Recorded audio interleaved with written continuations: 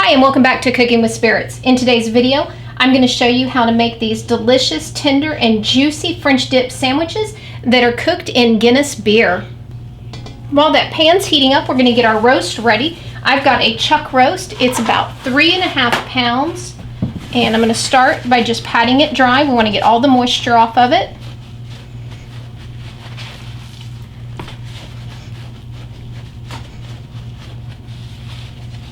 Now I'm going to take some salt, and we're using sea salt. And we're going to put salt on it, and some cracked pepper on one side.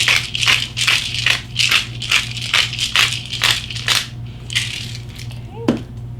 And we want to check our pot and get some olive oil in it. The bottom of the pot with about a tablespoon of olive oil. Now we're going to take that chuck roast and we're going to place it salted and peppered side down.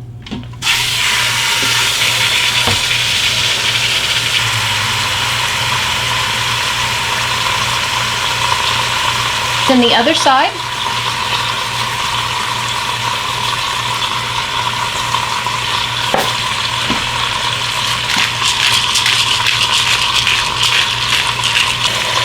And to get a good nice brown sear on both sides, you want to let it cook on each side for about 10 minutes. One easy way to tell if your meat is done searing is it will release easily from the bottom of your pan. We're going to go ahead and flip it over.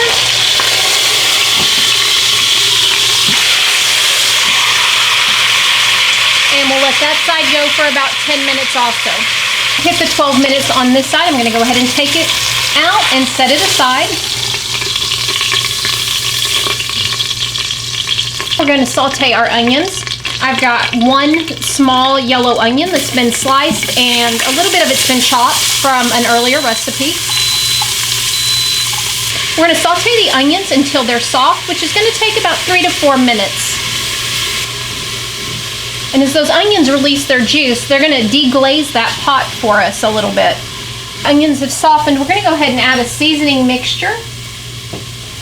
In this mixture, I've got a teaspoon of ground black pepper, a teaspoon of chili powder, a teaspoon of onion powder, a half a teaspoon of garlic powder. I'm going to add in a couple of bay leaves.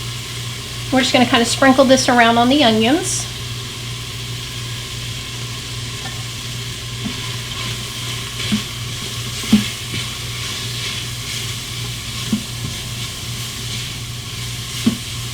Oh, this smells so good. Now I'm going to pour in 3 cups of beef broth. Now we're going to add in an entire 11.2 ounce bottle of Guinness beer.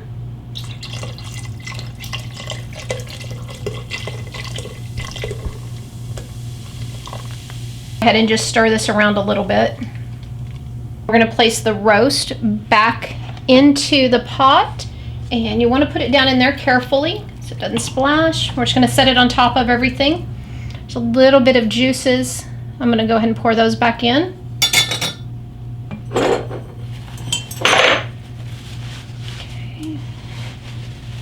Go ahead and turn the saute off by hitting cancel. To mention, in the 3 cups of beef broth, I also had 1 tablespoon of Worcestershire sauce and 1 tablespoon of soy sauce. The last thing we're going to toss in there is a couple of bay leaves. Go ahead and seal this up. Make sure that our valve is turned over to seal. Instant pot set for pressure cooker, and the timer is set for 45 minutes. We're going to let it go for 45 minutes, and then we'll do a 25-minute natural release. The timer just went off, so now we're going to let the pot naturally release for 25 minutes. After the 25 minutes, we'll go ahead and do a quick release on whatever pressure is left in the pot. It's been 25 minutes, so I'm going to go ahead and do the quick release for the rest of the pressure.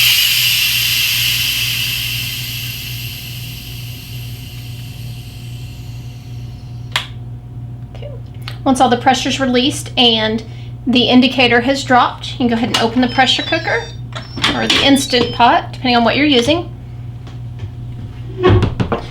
Now I'm going to use some tongs and place this into a glass baking dish. Now there's lots of ways to shred this. I think the easiest is just to take 2 forks and pull it apart. The other option, depending on the cut of meat you used, you could slice this for your sandwiches, but a traditional French dip is the shredded beef. So what I'm going to do is go ahead and get this all shredded up. Let's go ahead, and you can see that the dipping sauce is pretty thin, which is traditional. If you prefer it a little bit thicker, you could go ahead and put this on simmer, and as it cooks down, it will thicken it, and you could have that going while you were shredding your beef. Starting to come to a simmer. I'm trying to reduce ours down a little bit. Just give it a little bit of a stir there. And you're just going to keep letting it simmer until it reduces down to a thickness that you like. You could also use a tiny bit of cornstarch. You just want to be real careful with that because it could turn into more of a gravy than a au jus type dipping sauce. Okay. When your sauce is to the thickness you like, we're going to go ahead, and depending on if you like onions, you may want to use a slotted spoon. If you don't, scoop some of this up. I'm serving ours on some French bread. We've got some provolone cheese and a little cup of our dipping sauce. Hope you guys enjoyed this video. If you give the recipe a try, let us know down in the comment section what you think about it, and be sure to give the video a thumbs up. If you're not already a subscriber, be sure to hit the subscribe button and visit us at cookingwithspirits.net.